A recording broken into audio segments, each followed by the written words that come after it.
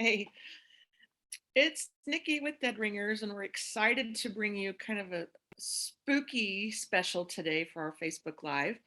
And I'll go ahead and get my screen started so we can um, have some fun.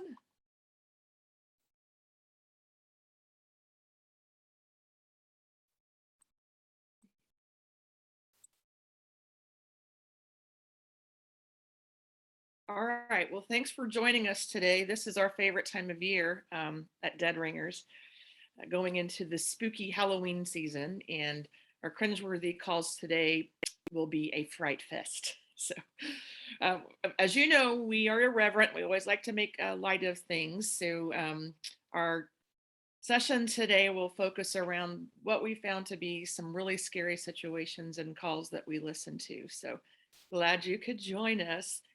What's your costume going to be this year? All right. So, we are Dead Ringers. We're a small team that's nimble and we can jump buildings in a single bound. Is that how they say that with Superman? Anyway, we are secret shoppers. We are rooted in the death care profession. However, we can secret shop just about anybody. But that being said, while we're moving into our 6th year as a company, we've heard lots of interesting calls and the need to really focus on phone etiquette. And our goal is to really help organizations understand key things that can make the phone experience worthwhile, not only for you, but the customers that you serve. So we take a listen to these calls. We are very metrics focused. Everything has a measurement behind it.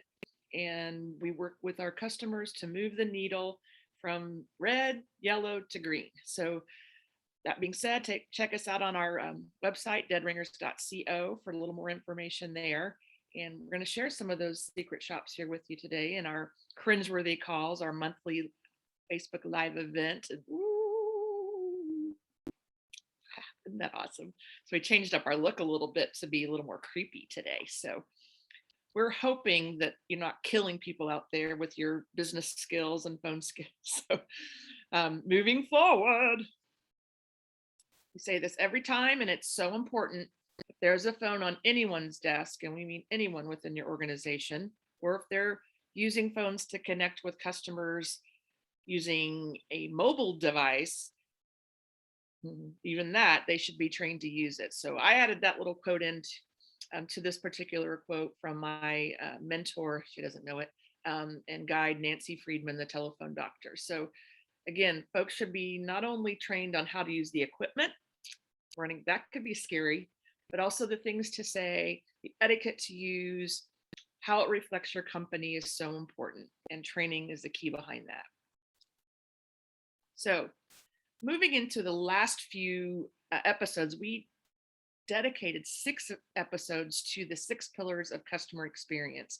And I just want to hit on these one more time because it's so important that we not only have good customer service, that's a completely different issue, but that we focus on key things to create experiences.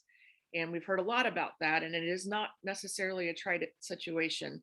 And you can create those experiences, whether good or negative, when folks call into the business. So the key is to personalize those calls. A lot of that is done through databases and capturing information about our clients, getting to know our clients on a personal level. Integrity, a lot of that feeds into the messages that we send, the types of responses. Are we doing the best thing that there is for our clients when they call in? Setting expectations, and if you're setting bad expectations, people know that, but going in if there's going to be a good expectation as a consumer. Resolution, we talked about first call resolution, that when a client calls on in with a question or a problem, that you're able to have the tools to resolve that issue right on the spot. Time and effort, this has been a big issue lately, and I'm not scared to call out companies, and it's a company I hold dear because I use them a lot, and that's Delta Airlines. They changed their call platform, and it's making news in how long the time and effort it takes to get connected to someone is become a nightmare because you can't connect to a person. They want to automate things, and I have a situation coming up where it's asking me to call them regarding a light, and I'm a little scared based on what I've heard. So the time and effort, and then overall, which is so important, especially for our friends in the death care profession, is to show empathy. And it happens. We hear a lack of empathy. We've played those calls for you here on Cringeworthy Calls. So keep in mind these 6 pillars, review them on your own. There's lots of great information out there on the interwebs. So take a look, employ these concepts in your phone systems. Our last time with you, we talked about pricing and being effective on the phone. If you are having to discuss prices around your business within the death care profession, this is a very, very important area because there are also governmental guidelines about what you can share and you can't share. So the need to be transparent with pricing is so important. I think it becomes a little scary, especially in healthcare and insurance, if I don't know how much something's going to cost. That creates a rub with clients. So put your prices out there and don't have any of those hidden fees. Know the pricing inside and out. So when you get that call in, that you're not stumbling around saying, well, I think it costs about this much. And we hear that a lot too. Memorize what your offerings are and the prices connected to it. And then own those prices. Know that what you're providing, the cost to do business with you, that you have something you can articulate on every dollar, what that brings to the client.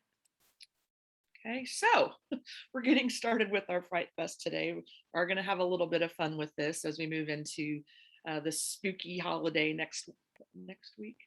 So I love trick-or-treaters too. I can't wait. Anyway, we're devoting this to our FrightFest today, and a little bit more about pricing. Sorry, I forgot I'd added this. We talked about anchoring, and that's focusing in on a price range that's not your lowest or not your highest, because consumers, they hear a number, and if you're providing the lowest cost item first, you don't have much wiggle room.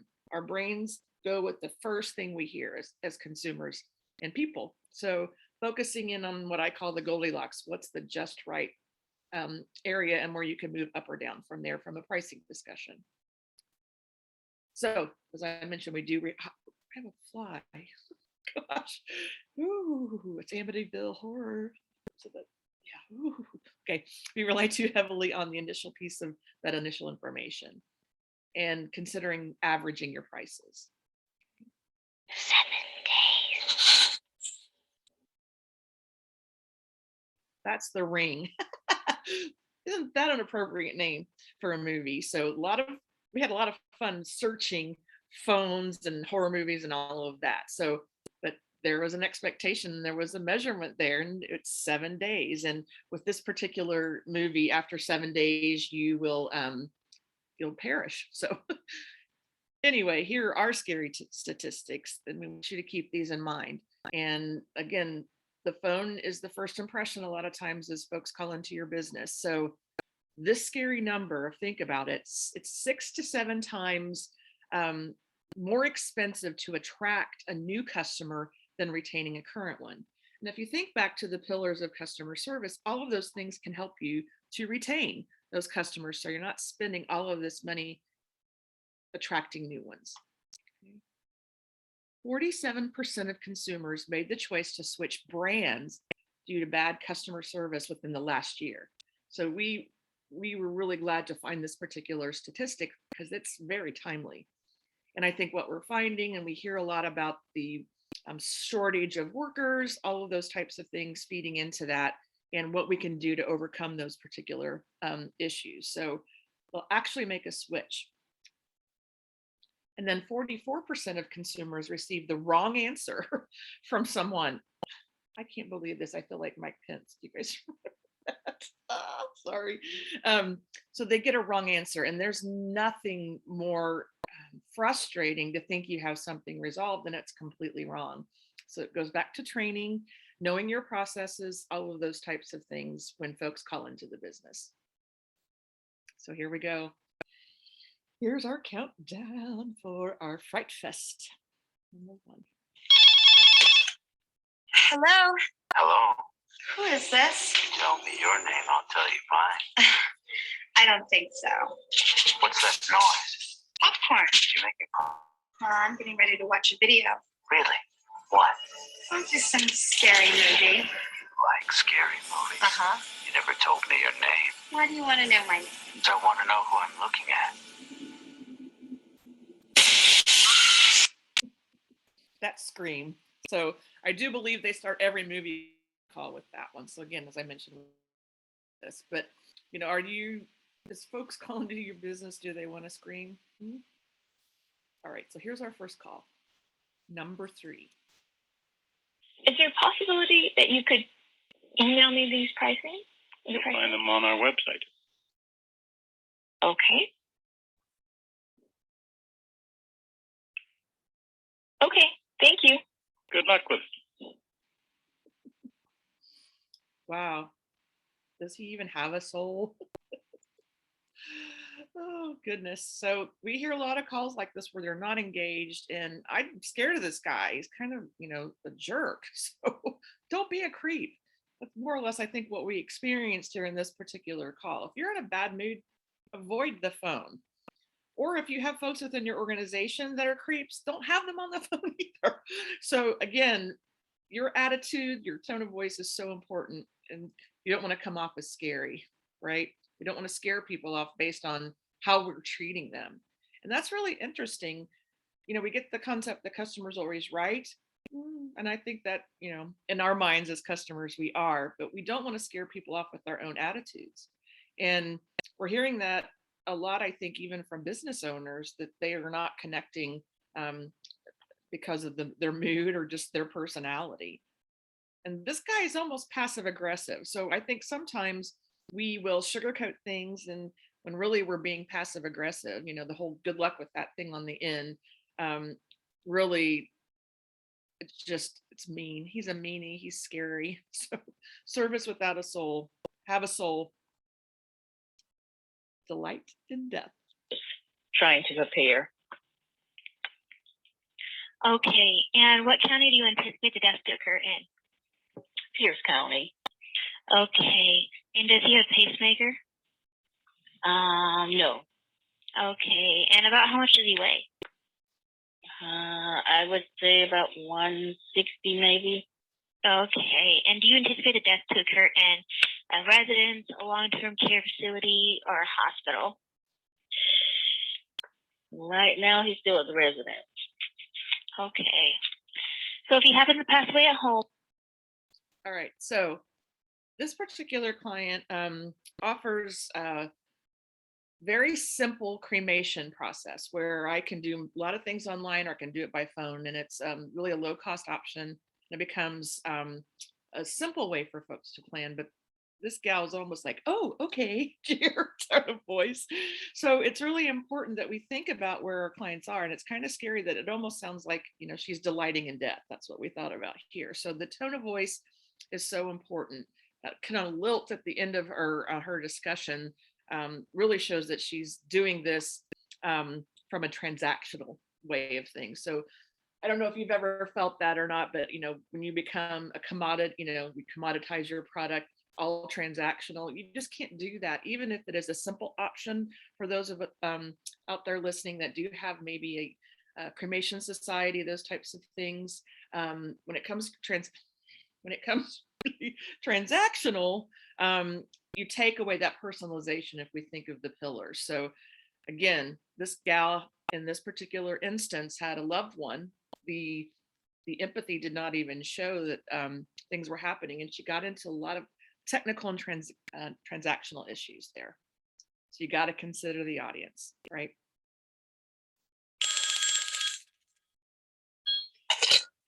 Yes. That scares me. That's Freddy. I don't know if you guys remember that Freddy Krueger. He had all the tentacles, knives on the end of his fingers. So this is so fun. I'm going to watch some movies tonight. So here's our last cringeworthy call, as you might say, and it's Avant Isaac, your blood. Okay. Now, the cemetery does have a chapel, but it's kind of put it this way: if you've seen an old Dracula movie, that's what the chapel is. It's all dank and dark and musty and nasty. Nobody likes to use it, so.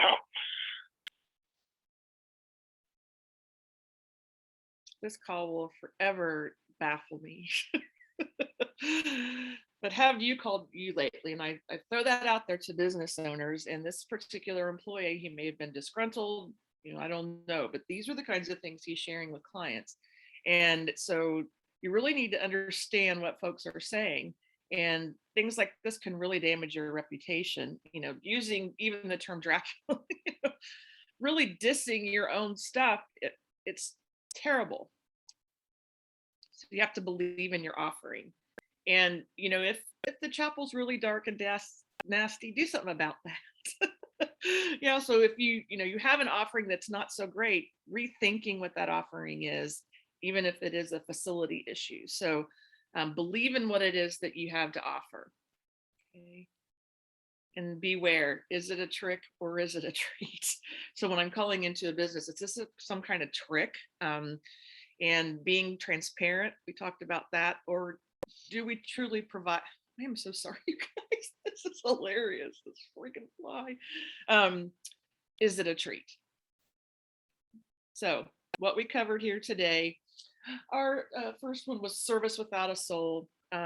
Really think about how you sound, what you do when you're having folks call into your business. Don't delight in death. Don't be so transactional that you take away the human element of what it is that you're offering and discussing on the phone. And I want to talk. Just like to say that. Be really careful in who you have on the phone. Understand every day the mood of your employees. That has a lot to do with this. You don't want them to be a trick to you. You want them to be a treat to work with. So those are kind of the key issues we want you to think about on this FrightFest on this beautiful Thursday. So moving into our end of the year scheduling here at Dead Ringers, and really want to call out to you to provide us some really good examples that you may have in good phone experiences. And we do have some good phone experiences. So we're going to kind of flip this and not necessarily talk about those bad calls. I know that we sometimes focus too much on the negative.